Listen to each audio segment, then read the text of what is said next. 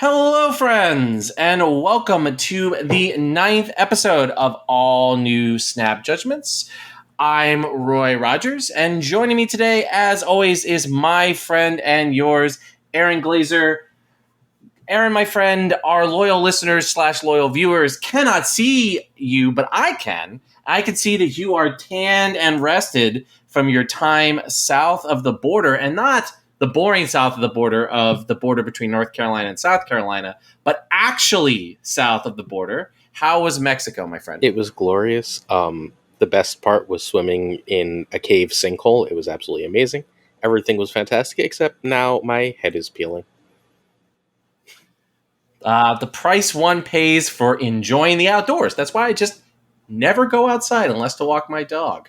That saves the head peeling, saves having to worry about sinkholes, all these beautiful things. But we are also joined by two beautiful and wonderful guests. Aaron, who is joining us this week for the latest edition of Snap Judgments? Our first guest is the most huggable man in all of Marvel Snap. It is FaThorNewman. Hey, Newman. How you doing? I'm doing great. How you doing? Really good. Our second guest is not so huggable unless you want a paper cut. All right. Welcome to the cast, Paper. How you doing? I'm doing great. How are you? Same as I was 20 seconds ago, I promise. All right. FaThorNewman. Newman, my friend, will you please let our loyal listeners know where they can find you on the beautiful, constantly changing social media landscape? Tomorrow, it may be called Why, so might get it out if you can. Please, no. Well, that is a good point. Yeah, so I am on X at FaThorNewman, and I'm also on YouTube at FaThorNewman as well. Awesome. That's really it. All right, Paper, how about you? Where can our loyal listeners / viewers find you after listening to you on this episode? I still am going to call it Twitter. I'm on Twitter at Paper LOL, and I'm on Twitch at Paper with 2 R's, and YouTube at Paper Snap. Awesome. I'm just going to remind folks real quick where you can find us on the various social media networks. Whatever Elon Musk is calling the social media platform he purchased for billions of dollars, you can find us there at SnapJudgeCast. Most importantly, we are second most, third, but equally most important to the thing that will come at the end. Whatever you want to say, we are the official Marvel Snap Zone podcast, and that means we are active on their Discord. If you want to find with us, you want to engage with us every day, Aaron Glazer is on there engaging with you, even when he's on vacation in Mexico. So it is definitely a place where you can engage with us, and it happens to be the largest and best large Discord. There we go. That's what I wanted to say. Best large Discord in the Marvel Snap community. We're also available via email at snapjudgmentspodcast@gmail.com. We are on Mastodon, which, while it is based on an extinct animal, it has not changed its name, so that makes it superior to Twitter or X, which is Snap Judgments with an E at tabletop.vip. But most importantly for us, as always, is our YouTube channel at Snap Judgments Pod, where every day, including when he was on vacation in Mexico, you can find daily Snap Takes videos from Aaron. Aaron, my friend, what will our loyal listeners find, and viewers, if our loyal listeners become viewers, there we go, what would they find on our YouTube right now? It's like Roy went on vacation and forgot his whole spiel. This is amazing. All right, so what I've got is... So, let's tell you the thing you actually give a shit about. I finally monetized all this work I've been doing. So instead of keeping any of it, I'm giving it right back. We're giving away, as of right now, at least 6 season passes. We're giving away 3 Marvel Snap Zone premium accounts because I don't know if you guys know Den, but Den is phenomenal. And he's doing live coaching that's just like straight up brilliant for Marvel Snap premium members. And I want people to be a part of it just because I watched the first episode and it blew my mind. And we're also giving away a single grand prize of the Death Becomes Us bundle. So make sure you check out the YouTube. You got to be subbed there, and you got to check out the, I'm not calling it X either, Twitter, in order to enter the giveaway. And If you don't have a Twitter or X, one, I'm jealous. Congratulations. That place is a cesspool. Two, send us an email at the email address snapjudgmentspodcast@gmail.com, and we will figure out another way to get you into the giveaway. Cool. Hopefully that does that. All right, loyal listeners and loyal viewers, you can profit off listening to this podcast, unlike me, who does not profit on making it. So it is just a win-win for you all. Ultimate loss leader of my life, you get to profit off of. So there we go. All right, we've got FaThorNewman. I just cannot speak tonight. FaThorNewman and Paper here to talk about the top 5 cards for each cost slot in Marvel Snap. But before we do that, we want to talk about the cards that were recently released. As you listen to this, Mirage will be out there scaring Marvel Snap players into opening spotlight caches. She is a 2 for 2 with the on reveal, copy the lowest cost card in your opponent's hand into your hand, give it +2 power. We'll start with Paper. Paper, what do you think of Mirage, and will you be opening caches and or spending tokens on Mirage? I think Mirage is going to be pretty interesting. She's only Series 4, so she's coming out at 3,000 tokens, which is really important for me. I think that the rest of the week, I have Thanos and Master Mold, so I'm just going to buy her with tokens, as I don't care about the variants for the other 2 cards. I think 3K tokens is like the sweet spot for buying a new card. So I did the same with Legion last week. As far as her effect, I have a couple of plans for her. She is going to go into my kind of like Sarah spam deck, just as a way to get another card with a ton of power that can be potentially used to buff Hitmonkey. So that's like my main plan with her right now. I think she's going to be underestimated, and she's going to give you information as well, which is really important. So I have a serious question. How much information is she giving you? Because if it's the lowest cost card they play, it's very likely that you get 1 turn of information. Yeah, so it's going to give you, because it's something that they're still holding in their hand. Mm-hmm. So if it is like, I don't know, if it's like a Spider Ham, sure, we're going to hit whatever with the Spider Ham, which it gives us more information. But generally, they're going to be playing their 1s and 2s by the time that you play Mirage. So you're probably going to get a 3, which you're going to see what their 3 is going to be, and then you can kind of try to plan accordingly there. It's also the +2 power that she gives the card is really, really good, especially if you pull like a Mysterio. You're getting a +6 stat value out of that because it's going to buff the clones as well. So there's a lot of things with her. Like you can start a Deadpool ramp earlier, or like with more power early. There's a bunch of things with her that I think she's going to be really, really useful for. Newman? Yeah, I feel like I'm in a similar spot with Mirage to where I was with Legion, where I don't really have ideas for how to use her at this point, but I feel like in the long run, yeah, you get information, you get a stronger version of whatever they have. But I don't see ways that I will use this in decks right now. So I'm not going to grind for caches. I don't have a lot of stuff saved up to do that anyway. But I think it'll be an interesting card to see how it works. And I feel like it could mess me over pretty easily in a few different types of decks. But the Deadpool usage makes my heart happy. But I don't know how likely it is to make that happen all the time. It's those destroy mirrors that you got to watch out for. Are you fitting her into Destroy Mirror in 2 weeks when 18 new Destroy cards come out? No, not at all. Oh. I'm so excited. So I feel like she was made for the bounce meta to counter like Kitty nonsense, even though Kitty would very likely be on the board. But that's like gone now. That use case is no longer present. I think she's probably a fine card. Right? Like, we're going to talk about the 5 best 2-drops in the game, and I don't think she would make that list for me personally. I don't think she's particularly close to that list, and I feel like she's largely a good stuff card, but I have a lot of good stuff 2-drops. 2-drops, there's very few really specialized 2-drops. They're mostly, like, good stuff cards, like, look, someone in the comments is going to yell at me for saying this, but I got Jeff, right? So, like, I'm going to put Jeff in my deck and not play Mirage 99% of the time. If I have enough room for a million 2-drops, will she make it? Yeah, probably. Am I going to buy her? I'm going to wait till Friday, I think, when I see what the weekend missions are and how many tokens they're going to give me. If it's 200, 300 tokens, I don't really give a crap about this card. There's nothing I'm crazy about playing it in right now. Like, it's good, right? Like, there's a few things. My cat is now crying. I don't know if you can hear that. Sorry. But there's now a few things that I think are interesting to do, but nothing I think is going to be top of the line meta. I need to spend my tokens on this now.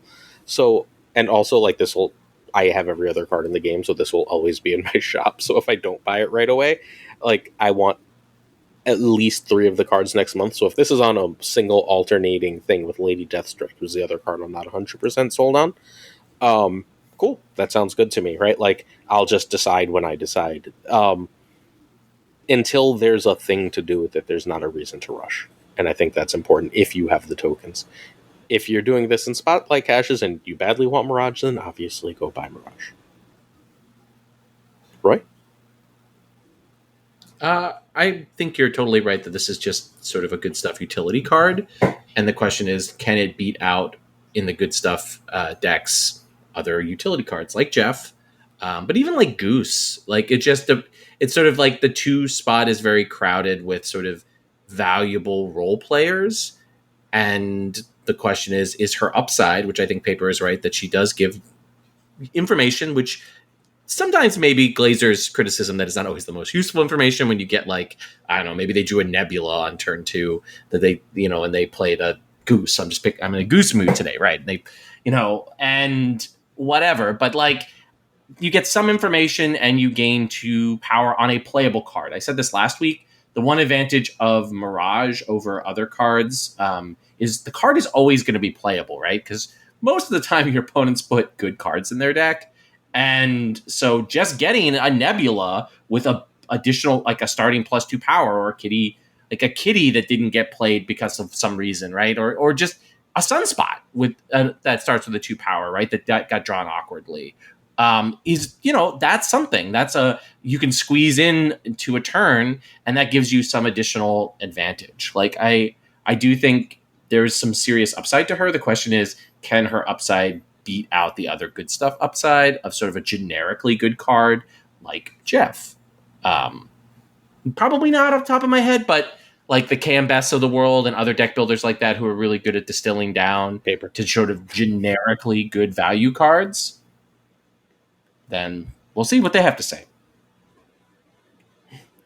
All right, so I'll ask our 2 hosts here, or guests here, what they think about the other 3 cards that we've talked to death in previous episodes, so we don't need to hear Glazer or my opinions. But I'm going to talk about Legion. Newman, Gene, Echo, Legion. What do you have to think about those cards, Newman? So I'm going to start with Echo, which is one of my favorite cards right now, just because I'm so into the Hela Tribunal situation at the moment. And so throwing Echo down in front of Invisible Woman just makes my heart happy. And it keeps things going. It doesn't shut me down immediately. So I think Echo, I love it. Jean, I enjoyed her for a little while too. I tried out a few decks with her, but it's not exactly like my play style. And Legion has annoyed me greatly over the last week or so. I randomly pulled Legion and I was so stoked. So I also now have a full collection in Marvel Snap, which makes me happy. But Legion, he can really ruin games or end games a turn faster than I really wanted them to. So I'm enjoying him, but yeah. Paper, what you got? I have 1 Infinity tickets with all 3 of these cards. So I actually have enjoyed all 3 of them. Jean is part of probably my favorite deck this season. I'm running kind of an ongoing deck that's using like Ant-Man Mojo on early turns and then putting Jean in there so I can gain power in that location, combo her with Jeff, and you can just have the flexibility of moving Jeff out of there and adding more power if needed. With a lot of the tribunal type things right now that you guys are playing like 1 card per turn, so you're stuck in that location, and if I have a way to end whatever you're doing, like, it's really, really strong. Echo, I actually got on the last day of her spotlight I opened 4 caches to get her. It was very painful, but I've been just throwing her into a bunch of decks, including that Jean deck, and she's been great. I used her in a tournament this weekend and was sniping some stuff. Really, it felt really, really good to hit like a Devil Dino on turn 5, like just calling them out. And then Legion, obviously, everybody has an opinion on Legion. I think 5/8 is a great stat line. There's a lot of really, really good 5/8 cards, and it's for good reason because they can't be shanked, and all of them have very impactful effects, and Legion's just joining the ranks there. I now run Scarlet Witch in all of my decks, pretty much, just so I don't get screwed over by Storm Legion. And I don't know, I think he's a good card, but he's definitely influencing deck building all over the Snap community. So I have an Echo question. Is Echo worth it? And we'll start with Paper and then go to Newman. Is Echo worth it for non-tournament players? Because like I don't mind throwing Echo into a deck, but I don't feel like she's needed for Conquest or for Ladder necessarily. She's good, right? Like she's a nice helper piece, but like I haven't I feel like unless you're planning on competing in tournaments, you can have some patience with that. Agree, disagree, caveats? I think it depends on what the meta, because after like 2 weeks of a patch or an OTA, the meta kind of settles down, and there is usually one clear deck. Mm-hmm. Like in Conquest, I think maybe it's hard now that Legion came out, but for a while there, it was like the Thanos ongoing control deck that was just everywhere. Everybody was running it. Echo shuts a lot of the plays down. Doesn't stop Spider-Man, but it does shut down their Blue Marvel if they're stuck playing it in one location. It does shut down Professor X if you do call it out. So there's a few things that you can counter in that sense. But if the meta isn't clearly defined, where there's like a big ongoing threat, she's an okay card. I probably would never spend 6K tokens on her.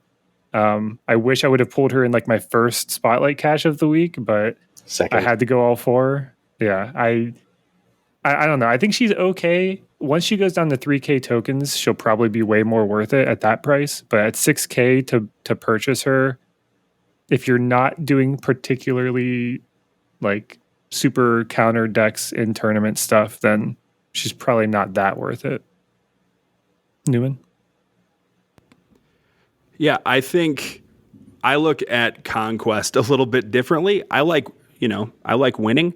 Not that other people don't, but I really focus on trying to have counters to things that I know could really mess me up. And so Echo being in my Conquest deck, I find it to work pretty well. I mean, I could still get destroyed by an Enchantress or something like that, but just for my own safety, I enjoy having that there because I don't know what the opponent is playing. And if they're playing something that hard counters everything I want to do, well, crap, that's not going to work. So I don't know. I think Echo is really fun, and it just gives me a little bit of peace of mind that I'm not going to get Cosmo'd. But once you get that information in a Conquest match that they're running a big ongoing thing, like your Echo goes from just being just like a side, just a 1-2 play to being like probably your most important card in that matchup. So sure, it's really nice to have it. I mean, I threw it in my Sarah Zoo deck as well. Like she's just a cheap card that'll buff my Hitmonkey in that particular deck too. So. I've also noticed that people don't pay attention when you play Echo. And so I've gotten a ton of Luke Cages and Wongs just because people aren't paying attention because no one is really running Echo. Right. So I think I've run into one and it messed me over. But it's just, it's a nice little card that can fool players who aren't paying attention. All right, time to piss off our regular listeners and Roy.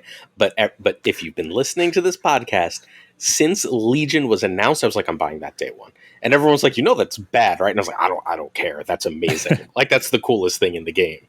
And everyone was like, you're crazy. All right, if you want to buy it because it's fun, fine. I was like, I'm buying this card. This is amazing. This does something nothing else does. Vindication. Victory lap taken. I think Legion fits in like 7 shells. Right? Like, there's so many different shells that Legion is good in. Legion is good in decks that have nothing to do with Legion just because there's crazy location variance in this game. And, like, your worst case is you're playing a 5/8. Like, She-Hulk is one of my favorite cards, and She-Hulk was chased from the meta. And Legion decks with She-Hulk are incredible. You pass on, like, everyone on Earth is playing Magic. You pass on 5, and then you drop 17 power on 6, and say, "Never mind. Thanks for trying to take that turn off, though. I really appreciate you." Like, there's just the Storm thing is obviously stupid. I don't even care about the Storm thing. I'm running Storm in those decks just because. Like, there's very little reason not to run Storm. It's a good card. Legion is the coolest card. I don't know what the last card I've enjoyed this much is. Like, I literally could not tell you. Any Legion thoughts? One make my heart full. I think Legion, I mean, obviously, he's had a huge impact on the meta. He's amazing. 5/8 will, I mean, if you think about the 5/8 cards, it's what, like Spider-Woman, Arrow, and Jane. Mm-hmm. All those cards are good. Like, Spider-Woman might not be played that much, Arrow might not be played that much, but all of their effects and their just power, just it's good. So having a card like Legion that removes all the variants, and also he counters other Legion decks, so like Legion counters Legion. Mm-hmm. So I don't know. I feel like he's, in my opinion, I think he was a must-buy this week. Agreed.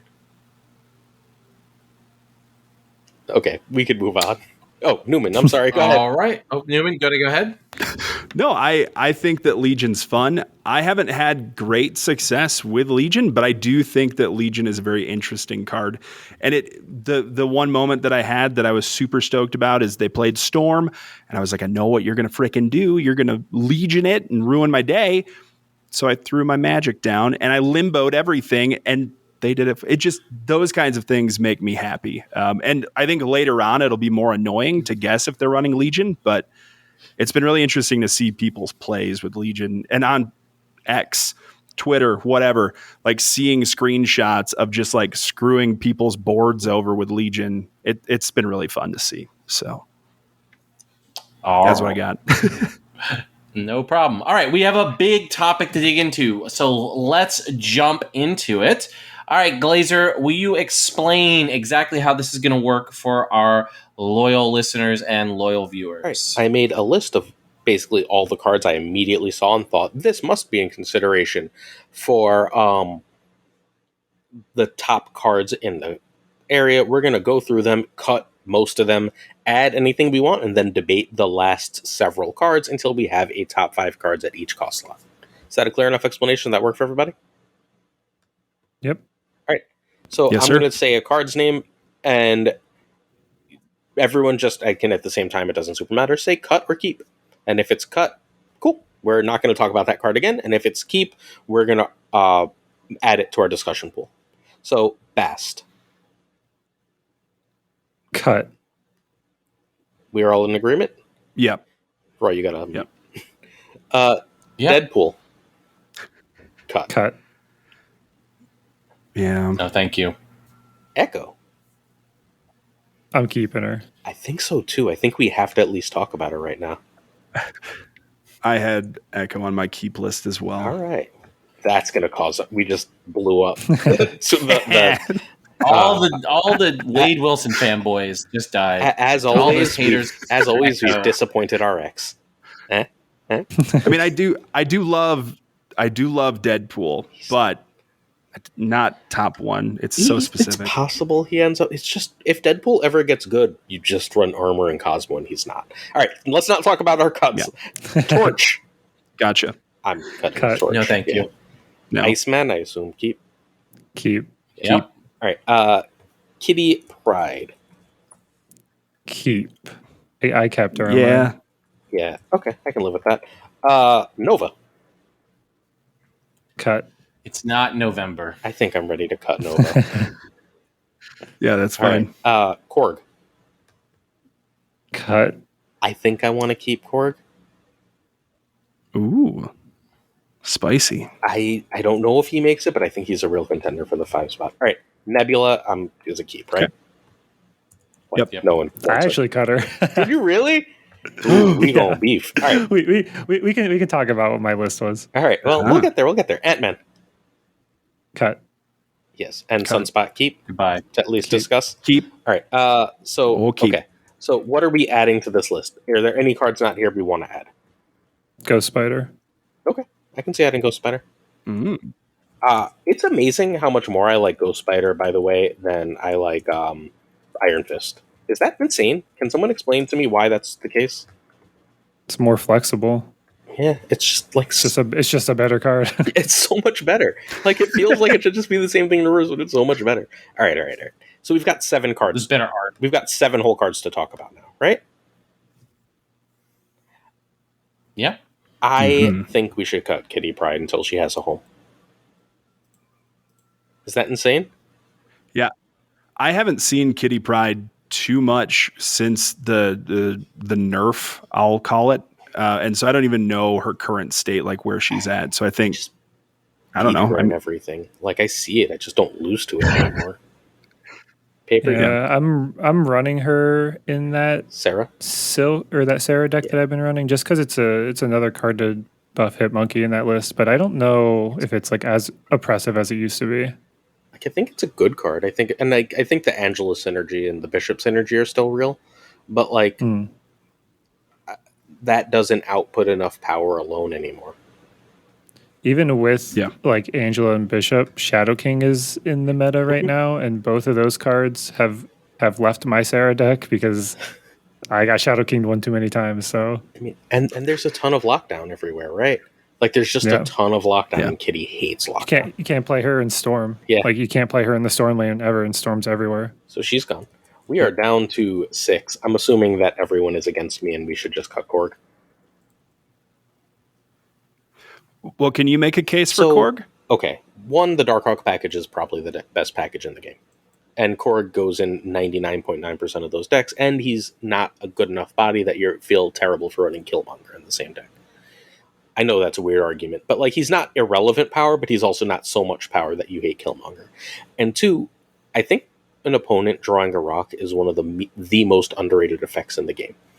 Opponents having 1 less draw than you in a game that has 6 turns is absurdly powerful. And they're not guaranteed to draw that rock, right? But that Korg is a 1-drop and can be very often played on 1, increases the likelihood they're drawing that rock significantly. And I think that just makes him a really, really powerful card that's worth considering. I love Ghost Spider. I think Korg is better than Ghost Spider. I would say I agree with everything you said about Korg. My Marvel Snap hot take, if we can talk about this real quick, is I hate 1-cost cards. Anything that's on the board just dies to Killmonger. I hate 1-cost cards. I almost never run more than 1-cost card unless they have an immediate effect like Korg or Iceman. So Korg is better than Ghost Spider in that sense that he does immediately have the chance to screw up their deck. I just like Ghost Spider's flexibility. And that's kind of my thing. The running Ghost Spider in just a deck that has like Darkhawk in it, even in that same deck, you can avoid Shang-Chi's, you can avoid Enchantresses. It's really good for making your turn 5 play a lot harder to counter, which I think is really strong. You see what the problem is? It's that you're way better at Snap than I am, so you're able to do that with Ghost Spider, and I'm not. I'm not even kidding. I have pulled that off like twice ever with that deck, like the really cool Doc Ock thing you did last season.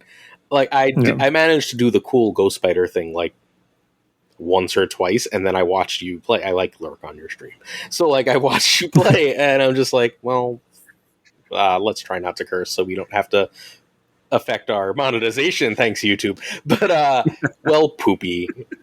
And like even for, let's say people are running a lot of Storm, which they are, and they played Storm in a location that you didn't play on last turn. It helps you get into that location with a bit more power as well. You can expend it a little bit earlier to get in there a little bit earlier as well. So that's just like, it's just flexibility. That's the note that I had for Ghost Spider. It's just she's a super flexible card.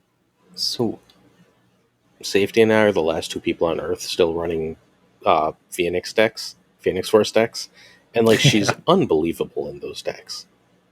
Like she's just so good. Yeah. Look, let's vote. I don't care which of the 2 we cut. Let's vote it out. So like if one of those 2 is going to be number 5, I think are we all in agreement that that's okay? Yeah. Yeah. So Roy and Newman, you get to vote it out. Pick one. Of those 2, number 5. One gets cut. Oh. I'm sorry, Paper, but I vote for Korg only because I run more good stuff decks than things that would be good with Ghost I'll Spider. admit I'm heavily biased. I think her flexibility is great, but I am also just heavily biased. I don't have Nebula on my list, by the way. I vote Echo out. So that wasn't an option. Paper just made a convincing case that Ghost Spider should be 5, but I think Korg should stay. I am not convinced that Echo belongs with this crowd of cards. So Paper did a great job convincing me to keep Ghost Spider on the list, but just as I was like, okay, well, Echo to me was the one I thought we would talk about and then cut, because it is a great card, but so niche, like in the sense of what it wants to. It's a defensive card and I agree with what Newman said about it being great in the Hella deck, but it's not the same utility that a lot of these cards have. And Paper made a good case of like Ghost Spider being a good utility card, and so I'm much more convinced now that Ghost Spider should be 5, and Korg. I actually am close to putting Korg like 2 or 3 here. So Echo is the card that doesn't belong to me here. So that's. So I will argue for cutting Echo. It's great in tournaments and Conquest, and like actively probably mostly useless on ladder. Agreed. And like if it's not good in one of the at the moment 2 major game modes, I think it's reasonable to go. So are we okay cutting Echo? Yeah, she's very meta dependent. Yeah. So I do agree that she is far less useful in certain situations. Yeah. All right, well, we have 5. So now we are just figuring out what order to place them in. So I would have either Iceman or Sunspot in number 1. Does anyone have anything else in number 1? So Iceman for sure. Iceman? Iceman's the strongest one cost in the game. I don't think I disagree. Iceman, yeah. So Iceman 1, Sunspot 2? He swings games. He just wins, right? Sure. Like, and you don't know it, but he does. Like, you have no confirmation. Like, if he gave you the Spider Ham effect where you got to see, like, you would know how impactful he is, but he is impactful in pretty much every single game that you play him. So then we're Nebula or Korg. I know that Nebula is on Paper's list. I'm going to make the simplest argument I can for Nebula's presence on the list. Lockdown decks were not a thing until Nebula existed. And they don't have to run her anymore, right? But, like, the second Legion comes out. It's like, oh, well, I should start putting Nebula in decks. The second Gene is out, right? Like, Nebula in one lane, Gene in another is a lot of power. And those decks are likely running armor anyway. Like, Nebula has 1,000 corner use cases, even if you're just like, I want them to play in this lane so that I can do X, Y, or Z there later. Like, Nebula arranges for that for you. Like, our friend Combat plays a ton of Negasonic Teenage Warhead. He's the only person on Earth I know that plays a lot of Negasonic Teenage Warhead. And every time he releases one of those decks that doesn't have Nebula in it, I'm like, doesn't Nebula just make your, like, life 1,000 times easier with that deck? You know where they're going to play. They're going to try and turn off your Nebula 80% of the time, and you can just drop your Negasonic there. Like, you can...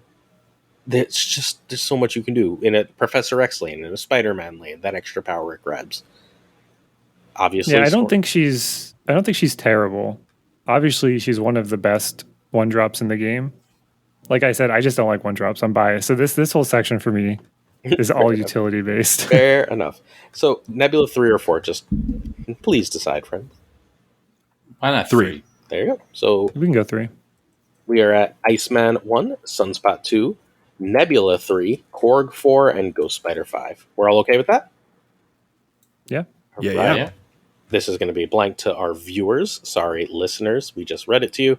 We will have this, if you check the show notes, this will appear in the show notes, these slides. 2 cost cards. I'm going to run us through this list. Armor got added because I somehow forgot armor, like, as I was opening this up. Our 2-drop list. And again, same idea as before. Just say if we all agree to cut it, we just don't talk about it anymore. And if we want to keep it, we keep it. Angela. I have her cut. So do I. A week ago, I would have. It's hard. She's been the best 2-drop in the game for like almost a year, and then just all of a sudden, all these 2-drops came out. Yeah.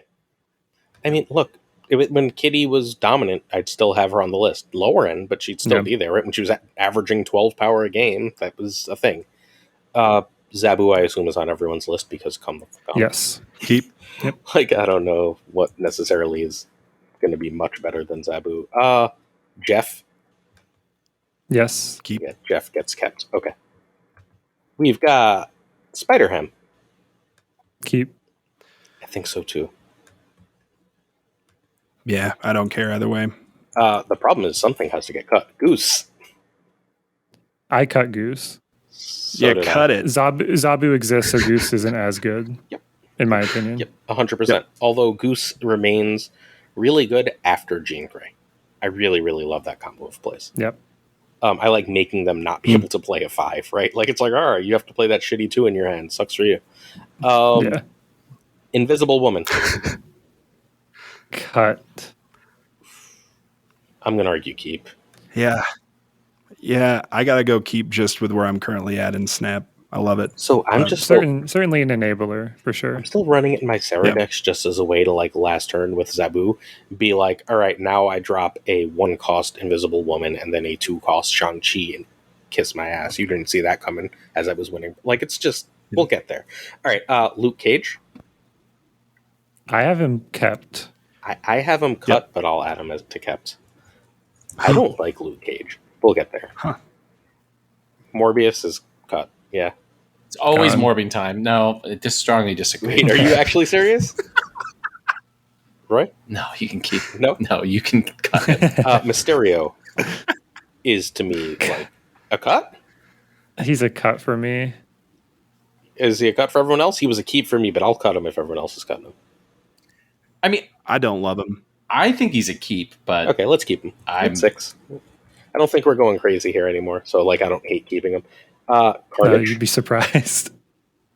I love Carnage so much. Is he a keep? I have him cut. I have him cut because he only fits in specific things, but So the things that he does in those decks he's one of the most important cards in those decks. So that's why it's hard. So yeah, the rebirth of Utility Destroy makes me more sympathetic to Carnage being here. If you'd asked me like a month ago, I probably would have. But I think since the OTA, like Utility Destroy is back, like and I think right now he's like a borderline like 5 to me, 5, 6. So I'm gonna argue that we future-proof the list and just cut him because in a week it'll be the Destroy month, which you would think makes Carnage better, but for a month it makes him way worse because everyone just goes, "Oh, I run Armor and Cosmo." Yep. Right? Like, that's what everyone's response is. That's true. I mean, right now he's not even in my top 6 on this list. So well, then let's cut him for now. And like, I think in like a month and a half after the Destroy season, he gets back to being arguable, right? But like, if you don't want to play Destroy, we know what the counter is. There's cards that like fundamentally counter this. All right, is Daredevil a keep? He's my fringe number 6, just because information's super useful, and I do consider him underplayed, but he didn't make 5 for me. So that's a cut. Anyone want to argue to keep Didi? It hurts because he's so useful. He's phenomenal. There's a deck that just came out that Owl God has been using in tournaments running Megasonic and Daredevil. Yeah. And I'm going to play it tonight because it looked so good. It's tomorrow as of recording, so it'll be yesterday as of release. But it's tomorrow afternoon's video. Like, I saw that and like my eyes rolled out of my head. If I wasn't watching Is It Cake with my son, a video would have been made immediately. Because he enables Professor X and Spider-Man plays too. Is Daredevil cake? My favorite thing for him is largely to decide whether to wave or not. Because sometimes wave is like absurdly powerful, and sometimes wave does nothing and is just terrible tempo. And knowing whether or not to do that is so powerful. All right, so let's cut him for now. No one seems to feel strongly that we should keep him. Armor. No. Keep. Yeah, okay, I think so too. That's why when I forgot him, I was like, oh no. All right, anything not here? Oh boy. Not on my list. I thought I was. Okay, good. I feel like I have to miss things somewhere. So we've got Zebu. Zebu and Jeff are not leaving the list. Can we just agree to like leave Zebu and Jeff on the list and we'll argue their placement later? Yep. So what is on the I think chopping block here? Spider Ham also isn't going anywhere. Yeah, Spider Ham's utility is way too good. Okay. So now we've got 2 spots and 4 cards. I want to argue that Luke should go away. I think Luke is only good as High Evolutionary Negative is good, and I don't think High Evolutionary Negative really matters. Like, I think it's fine. He's good against High Evo, which is being ran in the Storm packages and stuff right now. So he stops the Cyclops from doing work. But also, there's a really nice combo with Legion with him, where if there's a negative zone or sewer system or something, you Legion that zone and Luke Cage, and then you don't have to suffer the consequences of -3 per card. I know that's just like one combo, but Luke being able to be sat on Jotunheim is really nice. The negative locations I think are really impactful, and Luke Cage just makes that game like super uneven in your favor. Yeah, but in every other game he's bad. Like, not like mediocre. He's a 2/2. Yeah, 2/2s aren't good. Like his opportunity cost, right? Like that spot could be Spider Ham. Yeah, I mean, yeah, it could be both of them. That's fair. But I run where's both Jeff? I have to run all 3 of them.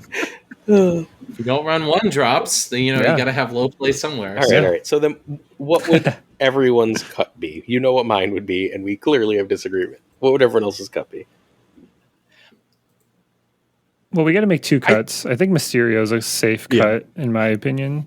More often than not, he's a lane clogger for just a 2/4, which you get more of a use out of with like a Silk or a Lizard. Look, where we were in the meta 2 weeks ago is not where we are now. Here's why I'm okay with it. 2 weeks ago, I would have yelled at you for that take. But like, I mean, in games where you have Bast or games where Wakandan Embassy is a card or is a location, like he's amazing. But the 2 iffy locations. Have you lived the life where you Bast and then Nakia him? No. No, I don't. I can't run Nakia. So I was. Look, I'm infinite. I don't really. I'm True. good. I got my infinite border. I'm infinity border, whatever bull they want to call it. I don't really care. I'm just gonna play it like I know I'm good enough at this point to like win at a relatively high level. I'm gonna play some crap, and playing a bunch of 4-power Mysterios all over the board is some crap.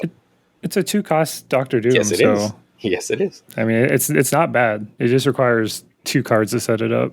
Yeah, and 1 is good and 1 is bad of those 2 cards. But Hitmonkey is 3, so like now you've got a Surfer build. All right, whatever. I cut him. We've got 1 more cut. It's Invisible Woman, Armor, or Luke. I think Armor is safe, right? Yeah, so it's got to be. Yep. So we're down to Invisible Woman or Luke Cage, which means that we have a disagreement. So it's Roy and Newman. I think it has to be Luke here. Wait, Luke that stays or goes? Goes. Okay. But it's very like narrow for me. I think the arguments for Luke are strong, but they're also pretty close to the arguments for Invisible Woman. And I just feel like Invisible Woman right now is a little bit better placed in the metagame than Luke is. Like if you'd asked me when High Evolutionary was like running around, it was like the only thing people were playing, I was like, oh man, Luke Cage is the greatest card ever printed. But now it's much closer to like Invisible Woman fulfilling that role and sort of like either enabling bullshit or stopping bullshit against you. And so that's where I sit with her as like card 5 here for me. Yeah, I don't hate it. All right. Yeah, I'm in. So I threw her in as a tech in my Ghost Dock deck after a while just to beat the bounce decks by throwing a Killmonger behind her and stuff. So the ability to lose priority on 1 location is really, really nice. So I think a lot of why Surfer fell off is it stopped running Invisible Woman. That's my hot take for Surfer. I don't think it's as much worse as it was. I think Invisible Woman was an amazing, amazing tech card for those decks. I just don't like Surfer. Surfer is like Mr. Negative for me, where I just do not draw the 1 card that activates the deck, so I refuse to play the deck.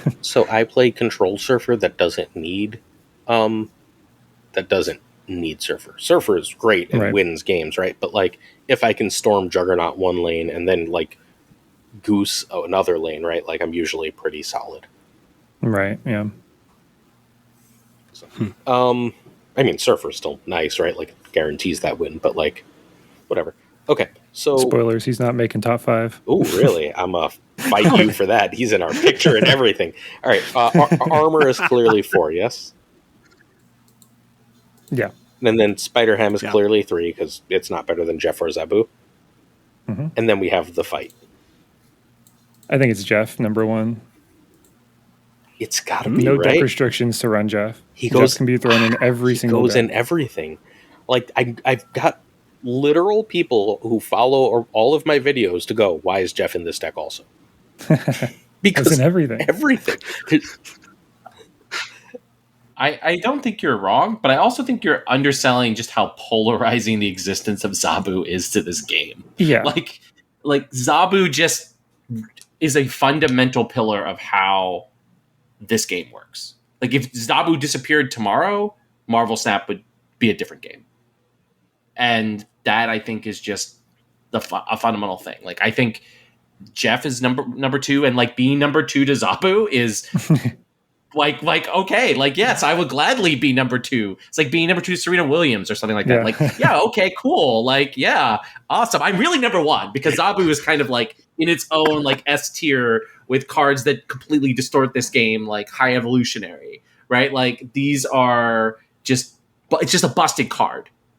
Like, and being the best honest card in the game, which is what Jeff is just not the same as being the most busted, unfair card in the game. Roy may have moved. Yeah. Both of these cards could be number 1 in different lists depending on the context of the list, I guess. Mm-hmm. In terms of the most flexible card in the game, it'll be Jeff. But if it's like the card that enables the best decks in the game, it's Zabu, right? So, like, I mean, Stegron's a real card because Zabu exists, right? Like, the Darkhawk package is only a package if you have Zabu. If you don't draw Zabu in a Darkhawk deck, you lose the game. Yeah, like, it's just, I think Roy moved me because, like, Jeff goes in every deck, but Zabu wins you the deck games in the decks he's in. Yep. Yeah. Okay. I agree. I don't hate that. Again, it's like being slightly worse than LeBron James. Yep. You have truly a tough life. Like, okay, sure. Don't cry any tears for Jeff, especially for that commentator who is clearly in Aaron's, like, the needle in his side. All right, so let's jump I think it's hilarious. Why is Jeff in this deck too? Bro, I don't know what you want from me. All right, Jeff. Why not? I mean, first off, Jeff has the greatest name of any character in all of Marvel. So. Accurate. All right, Cosmo. I'm keeping Cosmo and Cosmo's got a real claim for number 1 here. Let's go over here. Surfer. We're keeping Surfer, at least to talk about. I kept Surfer. We can talk about it. All right. I'm going to argue real hard for Surfer to be here. It's not higher than 3, I don't think, but I think it's got to be here. Electro. I'm for cutting. Yeah, that's fine. I love my ramp stuff, but that's okay. What? I'm sorry. Like, again, this card, like, polarizes the game. Like, I'm sorry. Like, what? Like, Electro makes decks work. Yes, but outside of Galactus, it never makes great decks work. And there also are a few cards in Sandman. There's a few cards in this slot that make decks not work, which is also something to take into consideration. We can put Electro up there, but we can talk about let's put them on to talk some about of these other cards. I think we have to keep Wave, but I'm going to argue that Wave doesn't belong later. We okay with that? Wow. Okay. You are full of just like hot takes. Wave is the top 2, I think. So Wave, Wave was 2 weeks ago. Wave was. When's the last time you saw Wave? Yes, today when I played her. Really? Yeah, last time I played Marvel Snap, like Sunday. I'm playing Wave. I don't know. I haven't seen Wave otherwise. Whatever. All right, Venom is a cut because same reasons. Yeah, buy Venom. Too specific. Sure. Killmonger obviously goes on the list, right? Keep. Mm-hmm. Oh God, this list is crazy. Magic is on the list. Yep. Lockjaw is on the list. Yep. I think you can actually Mystique, Bishop, Storm, and Cerebro can all go. I think you got to keep I Storm. agree. No. Storm, yes. Storm, I mean, there's Storm's an argument for Storm, but... Storm is important. She's important, Storm is important. but compared to some of these other cards, like, is Storm more important than Magic? No. Is Storm more you're polarizing right. Fine. than You Lockjaw? Win. You win. All right. Yeah. Like, I'm not. Look, Storm is number 8. Fine. All right. So, I mean, Storm is like number 7, I guess, in here, right? Like, Storm is in this like 5, 6, 7 like category of like. I think the bottom card of this list could be 3 other cards because 3 is the most stacked. 3 is insane compared to 1 and 2. Yep. I mean, 2 is pretty stacked too. But so the cards we've got left are Cosmo, Silver Surfer, Electro, Wave, Killmonger, Magic, and Lockjaw. Holy shit. Huh. So I'm going to argue we should cut Electro now because, like, holy shit to these other cards. Is that a reasonable argument? I think it's a reasonable argument. I think the card is like 5.5, 6. Like, I think the 5th card here is very interchangeable with the cards right next to it. Okay. Yeah. He enables like a certain deck, but at the same time, a lot of these cards completely destroy a lot of decks. Like, existence of some of these cards in this list completely shove other archetypes completely out of the meta entirely. Yeah, you're not wrong. So, who's ready for a really big question that you're going to yell at me for? I want to cut Magic. Ooh. I think it is an intensely counterable card, and unless you are very, very good at the game, it's going to lose you nearly as many games as it wins you. It's between Magic and Surfer for me, and I prefer Magic for the decks that she enables. Without Magic, Tribunal gets way worse, Hela gets way worse. You can't run that She-Hulk Infinite stuff at all. Like, Magic being a 3 has changed Marvel Snap. Like, Magic at a 5 was weird because you had to waste your turn 5, but now that she's a 3, you get to just start doing your game plan on 5 instead of having to wait. Which... So, in the Snap Fan Open this weekend, 3 Magic decks made the cut, right? 0 Shuri decks made the cut, which, like, Shuri just was not in the meta, which is amazing to me. But we'll get to that, I guess. Just surprising. About Force. But, okay, so... 3 Magic decks made the cut. 3 of the basically double Infinite decks made the cut. Then 3 Evolutionary Lockdown decks made the cut. Those decks don't really care about 3 drops. The Storm is nice, but whatever. I'm not including Evolve Cyclops. Kiss my butt. Right? They're running Cosmo, though. Okay. 1 Thanos Control deck, Cosmo, and 1 Surfer deck. Like, Surfer's just always in the meta, and it's always good. My argument is that 2 of the cards in this section right now, 2 of the cards in the contention right now kill Surfer entirely. Cosmo, Wave kills Surfer, and Cosmo kills Surfer. And then Magic enables Surfer in a different way. So Magic enables Surfer, Cosmo goes in Surfer decks, Killmonger goes in Surfer decks. This is crazy. Current meta. Yeah. where we are in the game right now.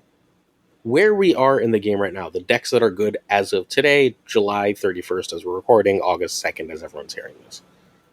Why is Lockjaw on this list?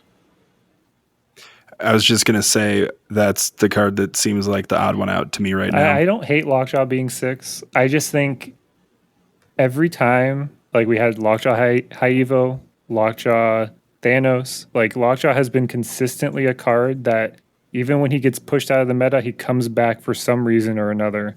And I think it's just, he's never been changed. Yes, the decks around him have been changed. Well, yeah, he's been changed, his ordering thing. Mm-hmm. That was one thing. But he's always around. Like, he's always a threat. And I lost the point that I was going for. Sorry. But I think he'll be back. Maybe he's 6 on this list right now, but he gets so many cards. There have been so many cards in this game that have been nerfed because of Lockjaw before Lockjaw gets nerfed. Like, Lockjaw was nerfed eventually, but he has made so many cards in this game get nerfed, and it's insane. But he might be 6 just based on the current meta. So if we're context free, he makes the list, but I like context. I think it's really hard to evaluate anything like the life without context. So I think he gets cut. Does anyone have a strong argument against Lockjaw getting cut right now? I mean, I guess the problem is this is, I think, the cost slot. Maybe 4 will have this problem too, where it's just the most things that, like, it's more impressive what's not on this list. Again, we dismissed Storm. We dismissed Electro. These are some of the most powerful and polarizing cards. So one other powerful and polarizing card has to not be on this list. I guess I'm okay with Lockjaw being it, but Lockjaw is also just a straight up busted card, right? Like pulling a 20 power thing on turn, well, if it's with Wasp on turn 3 or on turn 4, or, you know, the loops that Lockjaw can enable is, you know, busted and has consistently been busted. And it's hard. It's like hard for me to say no, but also like Silver Surfer has, as Glazer does make a convincing point. I think these two, Silver Surfer and Lockjaw, are like locked together here in the thinking for me about like what this last spots are. Cause they're both highly powerful, highly polarizing, highly nerfed cards that also like get answered, right, and kind of fall out of the meta for a little bit, but then come roaring back. And it's really hard to make a decision. I think Glazer's argument that maybe right now Surfer is better positioned, so Surfer belongs at number 5 here. Cool, but I think, like, again, we also don't have Storm, we don't have Cerebro, we don't have like these really powerful Electro. We don't have these really powerful cards on here that deserve to be on, you know, are busted cards that when your opponent plays them, you're like, oh, fudsicle. Like, this is going to not be as fun a game as I thought it was going to be. I'm down to remove Lockjaw. Okay, so with the note that Surfer has to be number 5. Done. Because I don't like Surfer. Absolutely done. One of my favorite decks is, of these cards, almost certainly number 5. But then I think Magic is number 4. Yeah, I think that's reasonable. I think Magic or Killmonger. Like, I mean, then that's not shade. Oh, I think Killmonger's like, one. I just... what? No. It's hard. What? I think it's Wave or Cosmo at 1. I think Killmonger's a solid 3. So, in the way that the meta is shaped entirely around Zebu, I think the meta is shaped entirely around Killmonger. Why don't you like 1-drops? Because of Killmonger, right. I understand that. Right? but I don't think that makes him the best 3-cost card when you're looking at Cosmo and Wave. I think Cosmo... Oh, I think Wave is... Hot take. I think Cosmo has been one of the most busted cards in the game, and he's never been changed, and it's been an entire year. Like, Cosmo making things completely uninteractive. Cosmo got Shuri nerfed. Cosmo, like, there was that time when Destroyer was super good. Destroyer got nerfed because of Cosmo making that deck uninteractive. Like, he makes things completely uninteractive, which is my least favorite thing in Snap. Echo. Okay, you want to spend 6,000 tokens to kind of what affects Echo? What beats Echo? The thing is, you're not going to run Killmonger just to free up the lane for your I Cosmo. know. You'll play Cosmo in a different lane. Or whatever. Maybe they're setting something up, but you have to play then they Cosmo drop Wong there, and you're just sad, right? Yeah. That's the why I thing is, for like, Killmonger. The thing is, if they're not running 1 costs that are super effective, if they're a player like, I'll just use me as an example. If they're a player like me who's running like Korg Iceman in their decks, you Killmonger me. I don't care. Those cards have already had their effect. I've already affected you with those cards. It's whatever. Sure. But if he does entirely rule out, I kind of hinted at this earlier. He entirely rules out the existence of a Khazar Zoo deck being viable in the entirely. So I can see Killmonger being number 2, but let's say he just kills your Korg Iceman, right? That's a 3/5 in value. That's still a good card. Like, his downside is almost always, I'm Polaris. Yeah. Like I mean, that doesn't make him number 1 though. Okay, I'll agree to number 2 for Cosmo. For Killmonger. Are we okay with number 2 for Killmonger? I think Wave's better. Though. I mean, like, okay. First off, let's. We also, Glazer wants context, right? I just look real quick at his lists. Like, the only, like, Cosmo, and Wave and Killmonger. The next most, like, polarizing card that remain to talk about is a Galactus. Like, these are some of the most polarizing cards that exist in the game, right? And I think being, again, putting Killmonger in third, like, I don't think, because Killmonger has not seen any play for stretches of time, right? Like, now that let them push more powerful 1-drops in, and Killmonger has come back. But I think, like, putting him, to me, below Cosmo and Wave is not an insult to Killmonger. This is Kareem LeBron Jordan. Yeah, yes, it's like, Cosmo didn't see play for 3 months either. He should have. People are ridiculous. But he my answer is didn't. Wave. Yeah. Wave is the number one. Like, Wave is up. I am gonna screw up. I'm on the stage. Wave is a fucked up card. Like, it's still fucked up every time they like nerf it. It's still fucked up. Like, it just lets you play just whatever cards you want. If you're on a ramp deck, if you're trying to play powerful cards early, and then it just can completely blow out opponents played on turn 5. Like, it is a fucked up card. It counters one of the best cards in the game, which is Sarah, entirely. Yeah, it's why Sarah isn't the best card in the game. Okay, fine. So, fine. Wave number 1, Cosmo Wave 1, 2. Cosmo 2, Killmonger 3. You guys beat me down. I need 2 seconds to type this. But hey, you got Surfer on the list, man. Yeah, like, all right. But, like, think about this list. Like, where would you, like, imagine you're Killmonger would imagine I'm Killmonger. That's but like Wave, you got like Wave, Cosmo, Killmonger. Like, that's like that's a deck. You just put those 3 cards into your deck builder. And you're like, all right, like, I'm ready to start. Like, in the game. Yeah, half the deck's done. Like, boom. All right, fine. So the list is Wave number 1, Cosmo number 2, Killmonger number 3. I still think Killmonger is number 2. Magic number 4, and the Silver Surfer number 5. And we're sadly missing our doggo friend Lockjaw. But we have Cosmo, so we're not dog free. Oh, did I just mess up my numbers? No, I'm good. All right. 4 cost cards. Let me click over to here on my typey thing. And our 4 cost cards. We're not cutting Shang-Chi from the list. Oh my god! Okay. I mean, like, Shang-Chi is going to leave Shang-Chi at number 1. Shang-Chi is going to be number 1. All right, so I don't give a shit about Dracula. Are we keeping Dracula? I have him on my list. Why? I don't. I mean, I'm willing to keep him and to listen to Paper's arguments, but I'm just a discard fan, though. So I mean, MODOK's in my 5 cost list too. All right, so all right, you got your Wave Cosmo thing. You're cutting Dracula. Iron Lad is on the list, right? Iron Lad, I think, is the other card I'd listen to arguments for being number 1 on this list. I don't give a shit about negative. Do we have to pretend negative matters because Cozy said so for 2 weeks? All right, good. Darkhawk is on the list. Yes, you're wrong there, but that's fine. Yes, yeah, correct. Yeah. Enchantress? Yep. Question mark? I'm keeping. She stays. Okay. 4/5 is such a good stat line for a card with that effect. When she was 4/6, my head rolled off my shoulders. And I played the least amount of Snap that I've ever played when she was 4/6. That's reasonable. I loved that deck, so I played so much. So I'm the a-hole who posted on Twitter and tagged KM Best and was like, hey, who made this deck, instead of just messaging Safety Blade like I usually do. And Safety was like, it was me. And Cam was like, and I've done 5 videos on it. Everyone will be playing this deck. I was like, no. It's like, I could have just shut up and like had my own cool deck, right? But no. All right. Rock Slide is not on the list, right? Because 4s are not 1s. Shuri has to at least be discussed. True. She's my 6, yeah. I think. I don't know where she is.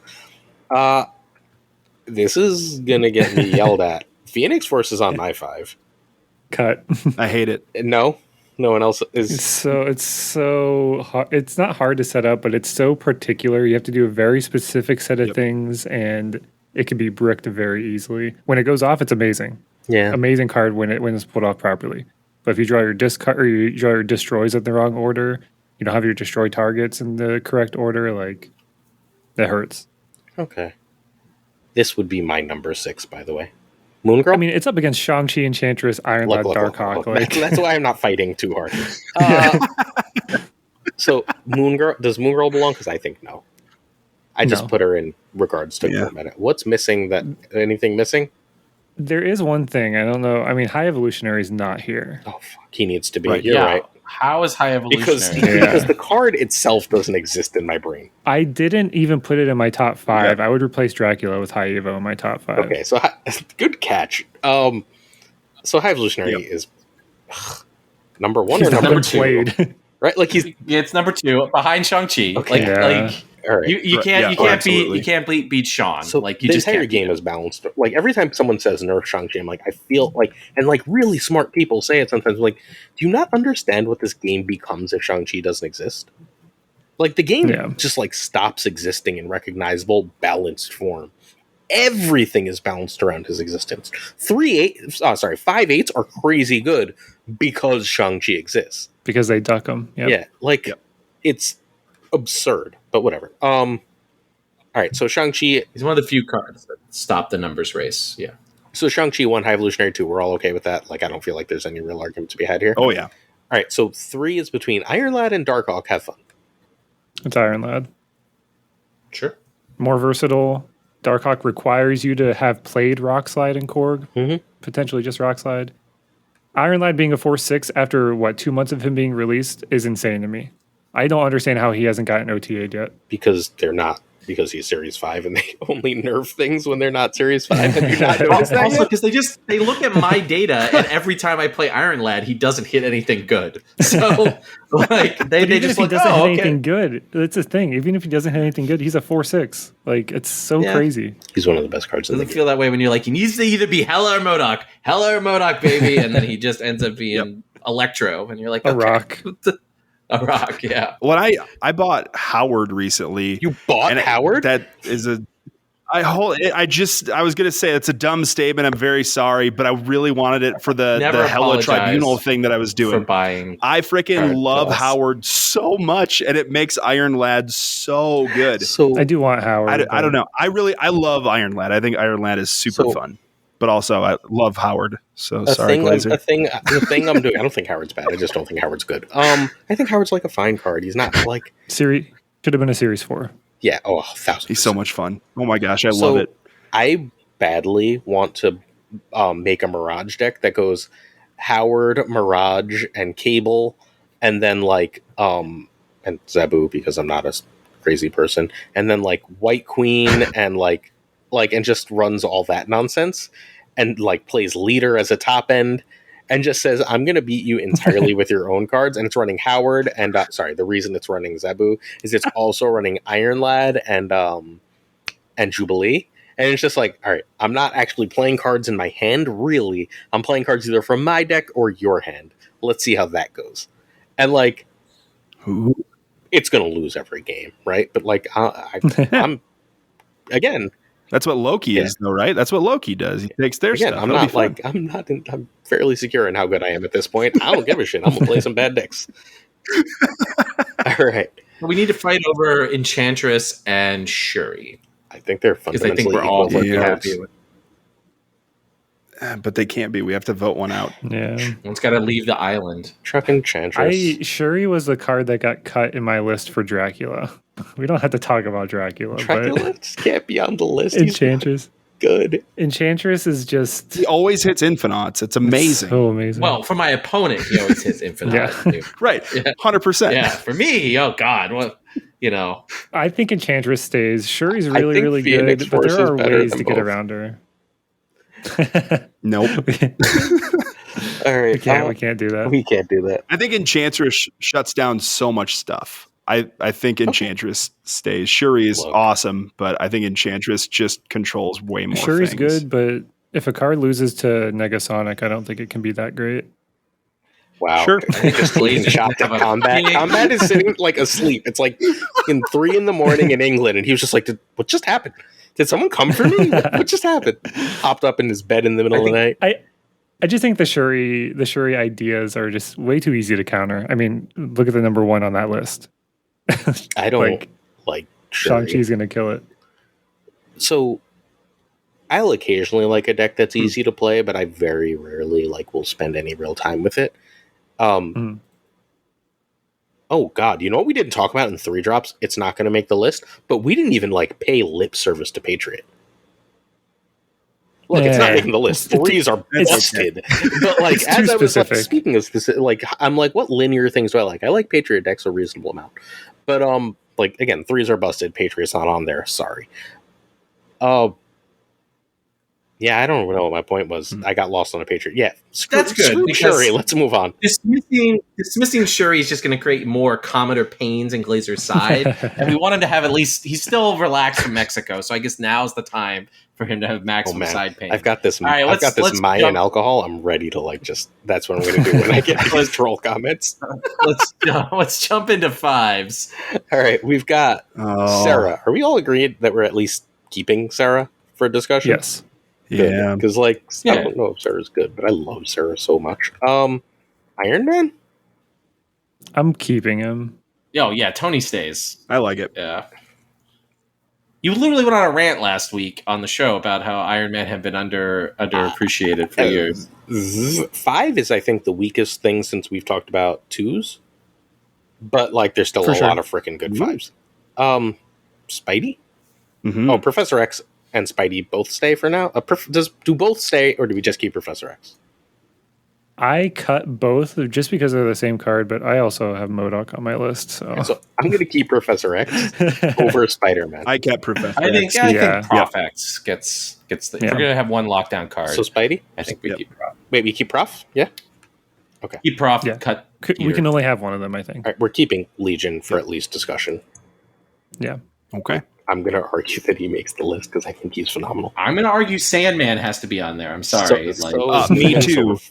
We're going to be a stand. We're going to be a standout. We're at 50-50. We need to call somebody and be like, "Hey, I know it.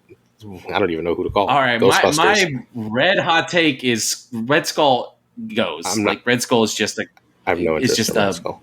And if Red Skull's gone, Taskmaster's gone. Yep, I'm there. Devil Dino stays. I keep the Devil though. Devil Dino's good.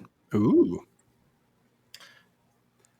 All right. I don't care about MODOK. Sorry, MODOK's just... Discard decks don't exist without MODOK, is my only argument. But they also don't exist.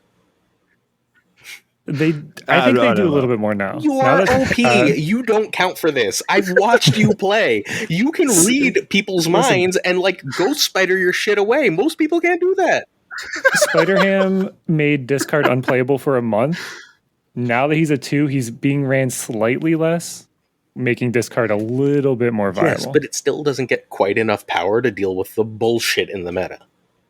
Like, you're like, I've got a 20 power deck. You're like, cool. I played 2 Infinautes. I played an Infinite and 2 She-Hulks. It's like the we're not the same bro meme. I got to revisit the deck. I'll make discard good again. Don't worry. I run it with Professor X. So. Do you really? You're insane. No. How do you not have Professor X on the list? All right, whatever. So, oh god, why? So Doc Ock isn't on the list, but I should at least mention him. Yeah, right? He was on mine. Yeah, I think he's great, but I don't know if this is his meta because, like, you know what I mean? Like too often.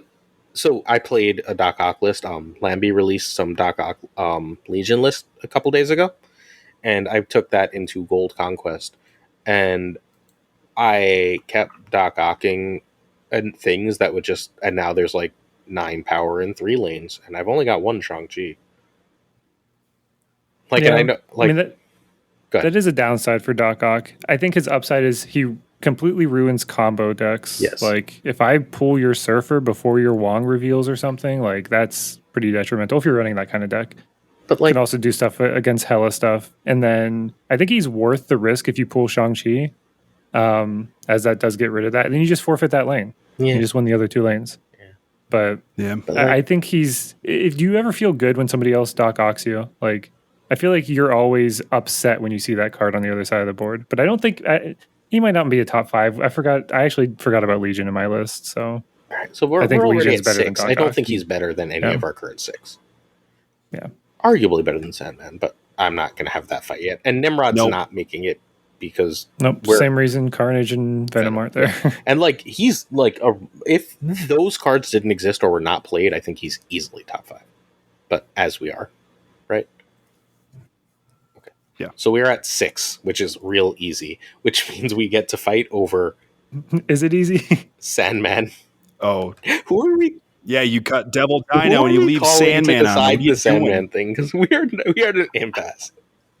Okay, so I just don't think Sandman is played enough right now. And Devil Dinosaur is always good, and he's super accessible. I don't see Sandman ever. Me neither. I'm confused here. I'm going to come out here and say, like, if Legion is the card that gets higher because it's new, right? Like both Sandman and Devil Dino are like established cards that have influenced Marvel Snap through its whole history up to this point. I'm not saying Legion at some point 2 months from now I might be like, yeah, it's obvious Legion, but Legion is also the flavor of the month, right? We can't fall into the recency bias. So I don't think it's recency bias. Like I think. Well, Glazer, very few people have it's recent, but I don't. So here's my argument for Legion. Like my real argument for Legion. The game will always have these extremely high variance locations, and either A, Legion starts to see a little bit less play because it's no longer the flavor of the month, which makes it more impactful when it is played, or B, Legion remains everywhere, which means he was so powerful no one could forget about him. Literally? Whereas Sandman is like literally almost unplayed right now. And the decks he's good against don't exist. But here's the thing, Glazer. You can Mad Libs your sentence and put Sandman in about other times in the game's history. Yes, but that's not the game is about playing we did cut Lockjaw because of this too. No, and like again, I'm willing to cut Sandman, but I'm just saying I think that there is a strong recency bias for Legion here in a way that Roy, I think earlier victory lap. Yeah. I mean, I'm not saying Legion. Have I said Legion is a bad card? I didn't say Legion was a bad card in the previous episode.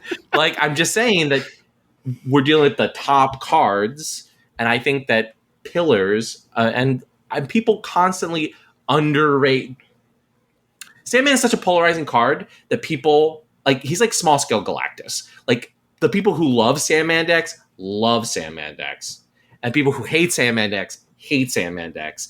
And it's very difficult to find like a middle ground where people can like really dig in and analyze the card in a way that's like not emotional. So that's my last statement. Yeah, it's difficult. He's in a very particular deck, whereas the other 5 cards on this list can almost be slammed in every deck aside from maybe Professor X. Right? Kind of every deck. Right? I mean, Sarah. Also, Sarah just has a lot of decks she can build around. Sandman is a particular you got to play a specific style for that one deck. Much in the same way that we don't include any of the really strong destroy cards, right? Because they're in basically one deck, right? I think Sandman's an extremely strong card. It's wave basically. Like if you play him on 5, he's basically just fulfilling the role of wave, and you will have a deck that runs Doom or that kind of stuff. So you'll be able to capitalize it on it more. But I think compared to these other cards, I know Legion is like the one that we're kind of debating between. I just think Legion has more versatility. I have to make my argument quickly for Sandman, who is like, it's the archetype that I play the most. It's an argument from pathos. All right. It's from the heart. This is the type of deck that I reached Infinite with for the first time. I am not the best at card games. I'm not, whatever. That's just not a thing that I was ever amazing at. Frickin' Sandman was the deck that made the most sense to me. Yes, it's easy. It's very planned out. It's straightforward, but it also countered like really annoying things like bounce when that was a thing.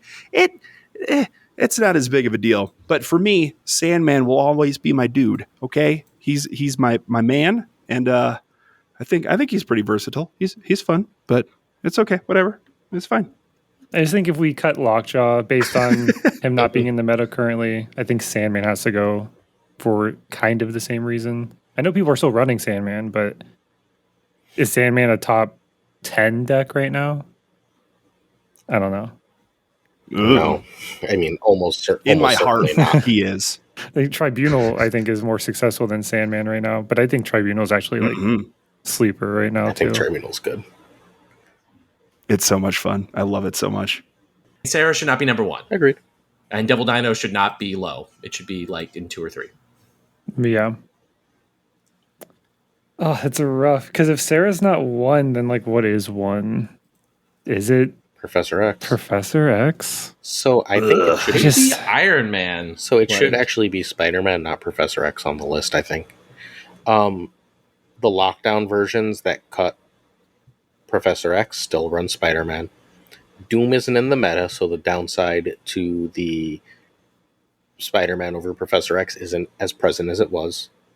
And the Surfer decks that are running Spider-Man are the ones that are successful right now. I think Spider-Man should be number 1. Going from not on the list to number 1. Oh my god! I think Spider-Man should at least be Professor X. Big swing. Yeah. I think Spider-Man's at the very least more. I'd say like kind of more of a lockdown card in the sense that he's going to give you more power. You're playing him on turn 5 on the same turn, and I don't know. Professor X can really screw you over. It doesn't give you the opportunity to do anything in that lane either, aside from Jeff. Look, whereas Spider-Man's going to give you the chance to do something there if you need to. I'm not going to be this much of a victim of recency bias, but the best 5 in the game right now is Legion. It just is. For the week it's existed, and probably for about 2 more weeks, Legion is the best 5 in the game. He's still probably number 5 on this list. But why are we saying that Sarah's not number 1? What's the reasoning behind that? I mean, Sarah's the number 1 or 2 conquest deck right now in terms of stats. I just think obviously she gets Spider-Hammed a lot. I play a Sarah deck right now as my main deck, and I get Spider-Hammed a lot, but I think she just enables things that are like cost reduction is just good. I mean, Zabu's number 1 in the 2 costs because cost reduction is just busted in this game. I think there's enough forces in the metagame that push Sarah down to not being on this list, but not being number 1. But so I would agree if I thought there was another number 1. This might be our weakest number 1 outside of 1-drops. I think Zabu and Jeff are better cards than Sarah. I think the top 3 and 3 are mind-bending, right? I think every card in 4 is better than Sarah. I think every card in 4 is better than Sarah. Yeah. I just think that 5 happens to be underpowered. So Sarah is the best card there, but it's number 1 by the 2 sweetest words in the English language. Default. 2 sweetest words. Gotcha. So some very old Simpsons joke, sorry. Zoomers may not understand that. Yeah. I knew Roy would get it. Zoomers. Oh, I got it. Oh, no. All right, so I wasn't allowed to watch The Simpsons growing up. I'm sorry. I'm sorry to hear that. Go back and watch It's on seasons Disney 1 through Plus. 10, and then never watch anything. I'm after working on it. it. Does not exist. I'm up to 3 or 4, so I'll get so there. I don't think we put Legion in the top 3. So I think with how recent he's come out, I think we do have to knock him. it's a 5. I think we put him at 5. I think he's at the bottom for now. I don't. 2 seconds ago, you said he should be number 1. I think he should. I think he should be number 1. I think in time he will be number 1. I don't think we're there. Look, well, okay, they're not. So this is a total aside, and I'm sorry to our time limit, but they're not printing Alioth that way, right? I think they are. They can't. They can't. The whole game is how are they printing it, Glazer, for our loyal listeners who may not be as up on that? So it's like a 5/3 that destroys all cards your opponents play in that location this turn, including unrevealed ones. 5/4? Something like that. Which is just insane. Right? Yeah. It says your cards don't reveal. If you play a card here this turn and I reveal, you're dead. If I have priority and I'm ahead on turn 6, this lane is 1. I can't imagine printing that goddamn card. Because that'll be the best 5 in the game, right? It depends. It really depends. I mean, everybody thought Jean Grey was going to be the best card in the game when she was revealed, and she's not even in top 7. Yeah, well, 3s are stupid. It's hard. It's hard to tell. Yeah. Card evaluation is the hardest thing about card games. Yeah. But so I think Legion, based on the fact that locations are so much of this game, and he does so much with the variance of locations to twist it to your favor and against your opponent's favor, will keep him in the meta at the top of this. But it's been a week, so that is speculative, not fact. The data so far is through the roof for him, so I'm fine keeping it number 5, but I don't think that a week of data, no matter how strong, is enough to push him higher than that. Yeah, we'll figure out how to counter him a little bit easier, a little bit more as well as time goes on too. Yeah, that's true. I mean, like I said, I'm running Scarlet Witch in a lot of decks right now because of him. So that can only get you one location like sometimes, though, right? It depends on priority and stuff. Yeah, it's mostly for like the storm stuff. But if we call out wherever they're going to play Legion, and they get like an unfavorable location that's now been tripled, like that's backbreaking. Yeah. Yeah. Yeah. It's just Scarlet Witch is so random. It can also screw you. For sure. I think 2 to 4 in this list is very hard to determine. I do think Spider-Man's maybe number 2. Agreed. And then Devil Dino 3, Iron Man 4. If there's a card that... Oh, yeah. If like Spider-Man is the most annoying card to me to have played against me. Just because it usually signals, I mean, I'm not playing something there, but Galactus is on its way or something obnoxious, or Galactus is already there and I don't get to play something. So I feel like I just hate Spider-Man in this game. So that must mean it's very high up there. I saw somebody say that they now like the Spider-Man property, movies, comics, everything less because of Snap. I mean, that does sometimes happen. That happened to me when we were playing the Game of Thrones card game. There's definitely some characters I liked that I came to hate a lot more. After the cards. The top 5 5-cost cards. Are we all okay with this list so far? And let me know if there's any changes. Yeah. It is Sarah at number 1 by default again. Spider-Man at number 2, Devil Dino at number 3, Iron Man at number 4, and Legion at number 5. And I'm not convinced any of these cards make our 4 list or even necessarily our 3 list, but here we are. All right, let's jump into the big people, the top dogs, the 6 cost. All right, we've got, let me actually click over to there for my typings. We've got Dr. Doom. I mean, we're keeping him? Emphatic yes. Yeah. But I think he's a keep. He's not meta anymore, so I think that nerf is huge. All right, whatever. I love. All right, we're keeping Thanos because. Every single card in the game can be played in a Thanos deck. I mean, Thanos. Just put Thanos at number 1. Like, I don't know if that's true because the next card might be number 1. Chavez. Yeah. America Chavez is really good. Yeah, I think America Chavez is at least on the list, right? Consistency. She-Hulk is on the list, I assume. Yes. Here we go. Let's see if Galactus is not on the list anymore, right? Like we don't have to pretend. It's hard because he is still so like he scares you. Your opponent plays wave on 3, you are terrified of Galactus no matter what. Yep. Like you never know, especially on ladder when it's just that one game that you're playing against a person. Like you don't have a deck that counters it, you just lose. Yeah, it's just how often it's extremely polarizing card. That how many cards died for Galactus' sins and Galactus himself? Like we can throw Galactus. I'd be surprised if he ends up making it at the end of the day, but we can throw Galactus. Okay. Null. I think Null is better than Galactus. I love Null. I love Null, but I don't think he's better than these 5 cards that are currently on the list. Okay, I can live with that. Death. I counted Death as a 6 because I didn't counter. I didn't put her on my list. Do we count her as a 6 or does she just not count as in the game? Because like those are the 2 options. Oh, that's so sad. So like I mean she's effectively like a 6+ would be this card slot. Yeah.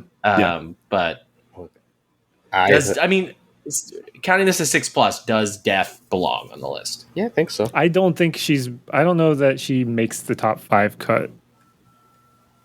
All right, I'm keeping her on the list because I like her better than 2 of the cards we have on the list right now. That's fine. Infinite is obviously not on the list, right? Nope. No. Magneto? I think Magneto is on the list. Does he exist right now? I love Magneto. He does. Sandman. He does? And it's not just Sandman. Magneto as your last turn play is extremely strong just based on the fact that Zabu is so prevalent in the meta, you can completely shut down those decks with a good Magneto play. They avoid a location, you play Magneto in that location, you've just pulled Darkhawk, Rockslide, like Iron Lad, and they're left with like nothing. That's fair. All right, Ultron? No. Nah. No, thank you. Hella? Too casino. I don't know. I don't think so. I mean, one of these two, I think, belongs. Yes, but I think the answer is Tribunal. But the question is, Tribunal? I'm happy to. Yeah, I'm happy for it to be that one. Are we okay with Tribunal? I had both on mine. Yeah. I had both on mine, but I think Tribunal is definitely What's better. the number 1 3 drop? Oh, wait. I think we ended up at number 2. Damn it. Cosmo. Cosmo is number 2, right? Like, Cosmo is just too prevalent for Hela. Totally. And meanwhile, Enchantress is nowhere near as big of a deal. Although Shang hits Tribunal, and that's happened to me a few times, and I always forget that could happen, and then I'm very sad. It's really very sad feeling. Yep. But I'm just like, oh, You're I stuck with like 80 power in this lane. Right, yeah. That's great. Yep. That's right. The post buff. Yeah, that's right. Yeah. Are there any 6s I didn't include? Not that made my list, no. Nope. I guess Hulk doesn't count because that's part of Living Tribunal, You can right? count it if you want, but I don't think it's there. No, I'm just saying High the Evolutionary Living Tribunal, excuse me. I just don't think it's there anymore. It's not as good by like a lot. Yeah. Hulk is the card they hit hard, not Wasp. Yeah. All right, so we're at 8 cards. So I'm going to argue that 6 is stronger than 5, but not by a lot. I think the 6 cards are stronger by quite a bit. Like Thanos is just Thanos, like Thanos and Chavez 1 are and 2 just like Thanos and Chavez. Definitely Yes. number 1. I think Thanos won. Okay, I'm I think fine with Thanos has. Thanos is He's like been my so favorite. dominant for 7 months now. All right. I'm also going to argue number 3 is She-Hulk because the cost reduction thing we've been saying this whole episode is insane. I don't hate her at 3, but I also the thing is with She-Hulk, like I don't hate her at 3. I also don't hate her at like 6 or 7. Like I think once we get down here, like a lot of these cards are very similar in power. Yes, I don't disagree with that. I In think terms of how like they can get shut down and stuff too. so. She-Hulk has, I think, more viable decks than the others, Yeah, agreed. and that's why I have her higher. This is gonna get me yelled at. I don't think Doom is very good anymore. He's not, but I still love him. He's in my Sandman stuff. I love him. I loved Let's put every card in your Sandman deck on this list. that whole list. Is That's what I've been saying this whole time, man. number 1 is Sandman. Number 2 is Wave. Number 3 is Electro. Doom's on my list, but the more I look at some of these cards, the more I'm like, I don't know that he's better than Galactus. I don't think he's better than Magneto. He loses outright to Tribunal, like hard. If Tribunal gets their effect off, Doom is. I mean, we can't compare the cards like face to face, but like it's just what he does, Tribunal does better. If you want to Doom into an unreachable location that I have anything in, Jeff basically wins me that location. Yeah. Like it's Jeff that kills it for me. When it was 5, at least like I was comfortably ahead of Jeff, and now like the skin of my teeth thing with Jeff is just so annoying. You're a Nova or Blue Marvel away from losing that lane. Yep. Or any just random bullshit, right? Like there's just so much random bullshit and locations and so on that do that. Like it just all right, Doom is gone as much as it pains me. My favorite villain in Marvel. I think also like Dr. Doom is king of small games, and I don't think Marvel Snap is about small games right now. So yeah. Okay. That's just fair. It's a good point. I like that. We've got Galactus, Death, Magneto, and Tribunal for 2 spots. Everyone want to go through and pick 2, starting with Roy? I mean, I'll be partial here. I'm gonna say Galactus Tribunal, but actually, it's gonna be Tribunal Galactus. But like, I'm happy to be argued out of at least one of those cards. But that's where I'm gonna start the conversation. It's so difficult. Tribunal's very, very good, but it's a specific set of draws. Obviously, like Magic has helped the deck be viable. and it outputs insane power, but like I guess the only counter really is Echo or Enchantress if they don't have an invisible woman. Shang. Galactus shut me down super hard today, though, too. Like, I couldn't do anything with my Tribunal deck because of freaking Galactus. I think Galactus makes the list. So, all right, Galactus. Can I make Galactus number 5 just on sheer spite? Yes. Inarguably. No, I think inarguably at this point, Galactus is 5. All right, so Death or Magneto for 4. Well, we got rid of so many destroy things. Like, why are we keeping Death? I love Death, all right? But if we got rid of all the other destroy things except Killmonger. Because all you really need is a Killmonger.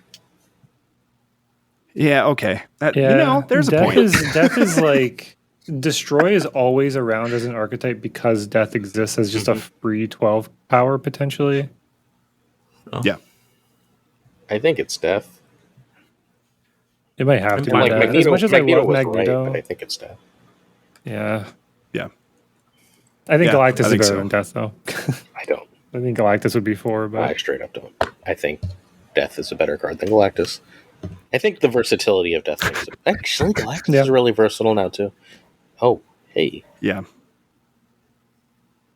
You'll never get what message I just got on YouTube. It is now yelling at me about Jeff. All right, continue. There we go. Wow. All right. Well, let's relieve the pain in Glazer's side for a little bit. Glazer, read us off the final list here of our top 5 6-cost cards. Number 1 is Thanos, the Mad Titan. Number 2 is America Chavez, who you should never play. 3 is She-Hulk. 4 is Death, and 5 is Galactus. So here's my thought for America. If you had a card in a 60 card deck that did what America did, you totally run it, right? 60 cards? No, because in 60 card decks you're running duplicates of cards. Yeah. Okay, fine. So you're bound to draw the cards that you want, anyways. But what I think what Glazer's trying to say is that effects that play around with your chances of drawing cards are powerful in all card games. In 60 card games, a specific effect like America Chavez isn't necessarily what you want, but there are cards in Magic, Hearthstone, other card games that do things like America Chavez that make it more likely for you to draw the cards that you want to see, which can sometimes be in the small percentage, but America is, that I think that's inarguable, Glazer. But I mean, yes, specifically you ported America Chavez over to Magic. That wouldn't always. Although it also depends on how strong she is as a last turn play or whatever. Yeah, right? Last turn she has to have similar power, like a decent body. That's nothing special. Yeah. And I'm waiting. That's what's going to get Dracula on this list. The Silver Samurai and Colleen Wing with Dracula, Infinite, and America Chavez in the deck is going to be real fun. Well, that's the future. But I'm going to bring us out of this into our final segment, which is Variant of the Week. So we have 4 different Sunspot variants. We'll start with the first one that we have here for our loyal viewers. Our loyal listeners will know that this is the Dan Hip variant. Which one of the 4 of us picked Mr. Hip's variant? Glazer, why did you pick this one? So on my way back from Mexico, Noah was like, Daddy, what Marvel Snap cards do you have? And we looked through, and he really loved the Dan Hip cards. And, so he loves Teen Titans Go, and Dan Hip is the Teen Titans Go artist. I think Sunspot, the reason I picked it is he has absolutely incredible variants. I don't think there's a bad Sunspot in the game. But, I think this one is really cool looking, excuse me. 1, and 2, not only is it really cool looking, it's something that I know my son would put it over the top. Reasonable. It's a beautiful piece from Hip. The Screaming Warlock Sunspot. What do we got here? That's you. Oh, that's Newman? me. Give it to us. Yeah. I love it. I got it inked. I wanted a good Sunspot variant because it was in every single deck that I was playing, and that was the one that I could buy for 700 gold. And when it's inked, man, it looks freaking great. was also the only sunspot in the game for a really long time, I'm pretty sure, right? I don't think there was another variant in the game for a while. Until the bundle, I think. haven't seen other variants like at all other than another one on the list. Which only came out in a bundle, so yeah. $100 bundle. Yeah. I didn't get that one. Don't have enough money for that. Into that one, day one. Anyways. I've got that one inked and gold.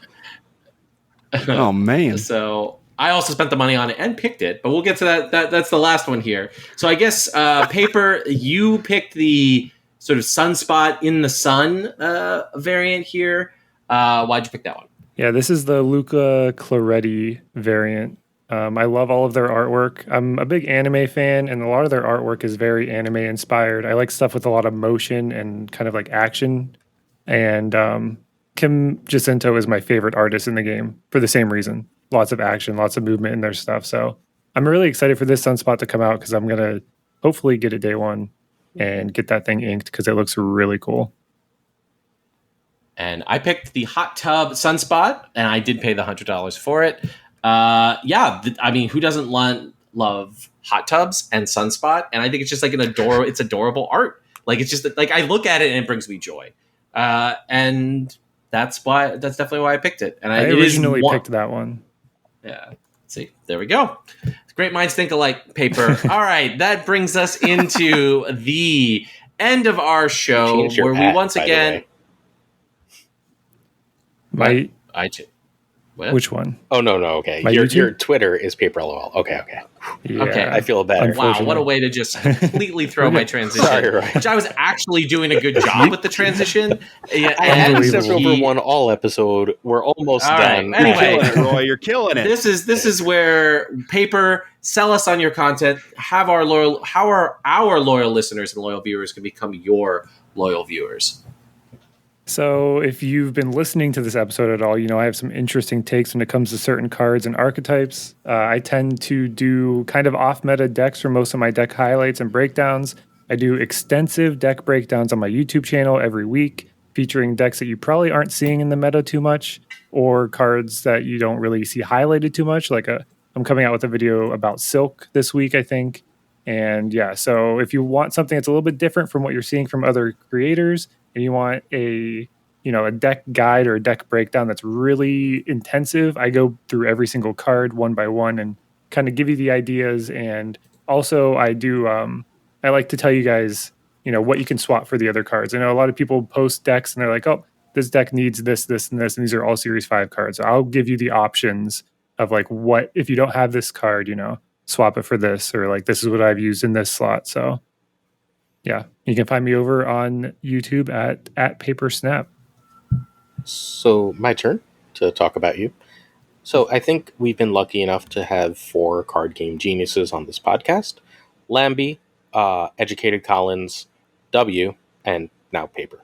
I think that these are the highest level thinkers in the game. I think there are others you can argue, but Den is up there. Safety. I guess there's like a few, but right? They're like, okay. Cam Best. We also had Cam Best on the show. Like, what I'm trying to think of.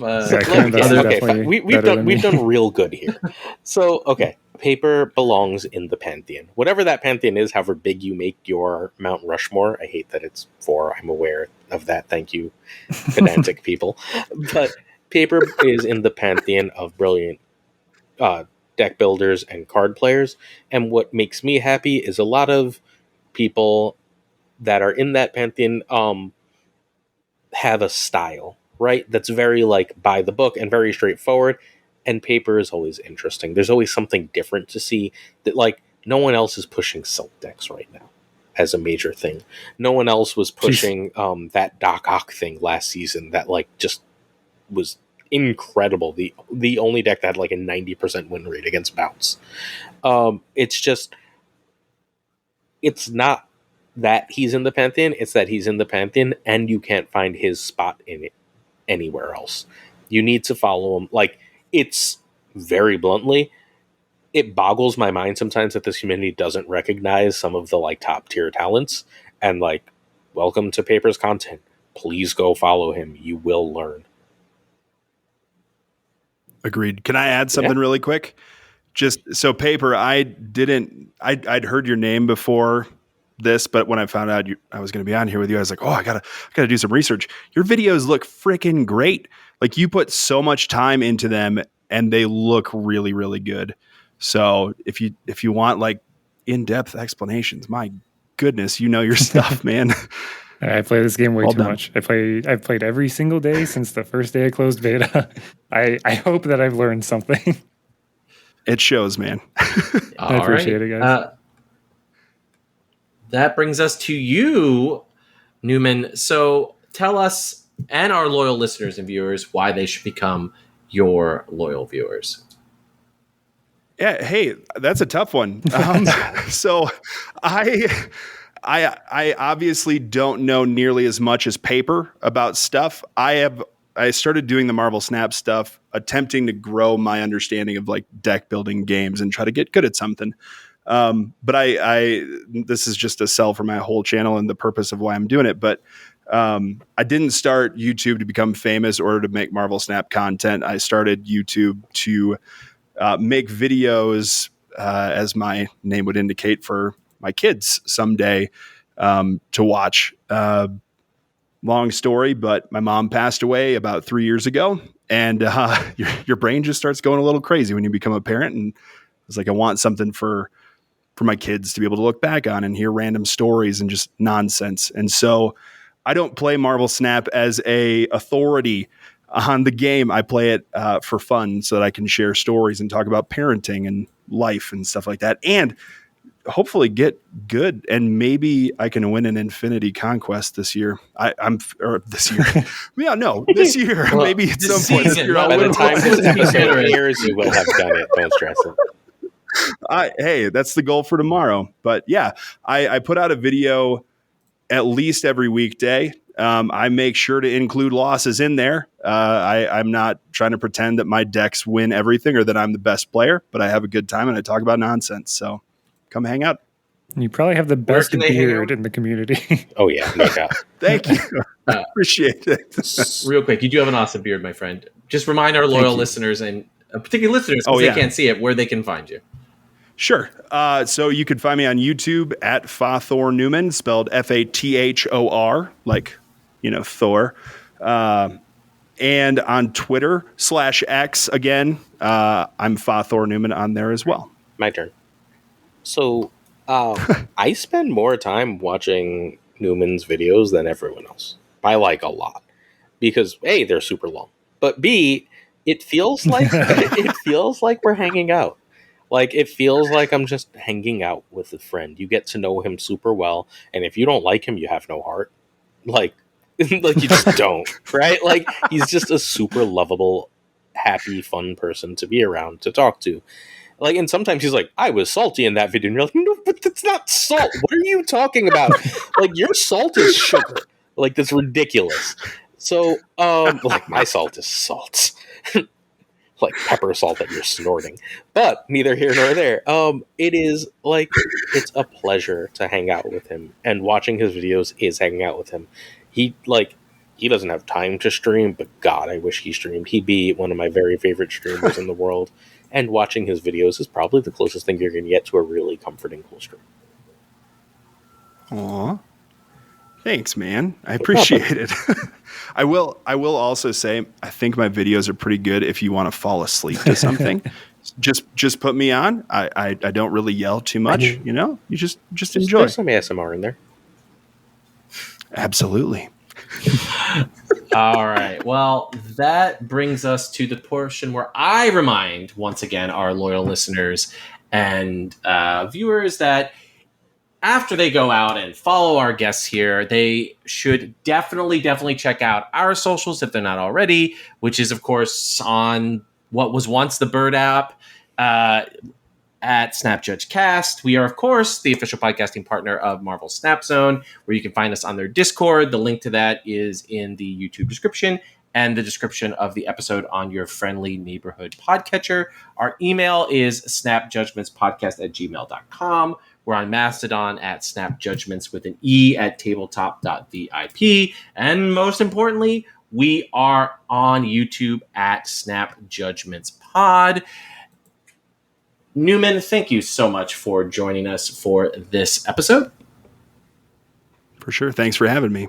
It was a real pleasure. We'd love to have you on anytime. Same goes for you, Paper. We really appreciate you being on this episode. I love being here, so invite me on another time. I'd love to chat with you guys again. Awesome. Well, Aaron, I am so glad you took time of your recovery from your vacation. You need a vacation from your vacation. You've returned home. I really appreciate you taking the time to talk with us this evening, as always. Man of the people, all I do is give. That's true. Well, I'm going to take the end of the episode here and say to our loyal listeners, stay safe, make good choices, and keep on snapping.